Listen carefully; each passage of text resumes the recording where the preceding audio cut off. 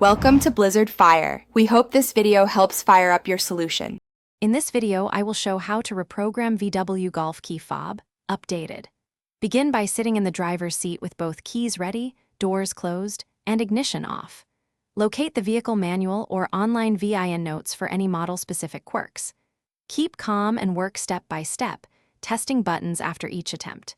If programming fails, retry sequence slowly and consider battery swap or dealer diagnostics as the next step. Now I will explain the step-by-step programming routine for most VW Golf models. Start by using the working key to enter programming mode, then swap to the new key following the timing exactly. Press and hold the remote button until the lock cycle, signaling successful enrollment. Test lock, unlock, and trunk functions after finishing.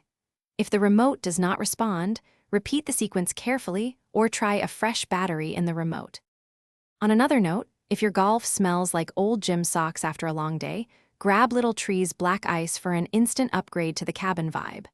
It's small, simple, and keeps the car smelling great while you tinker with keys and remotes. If you enjoy these quick tips, subscribe and hit like to keep the channel going, and check the description for the link and other deals. Now let's get back to the video. I will help you troubleshoot common problems during key fob programming with friendly, practical tips.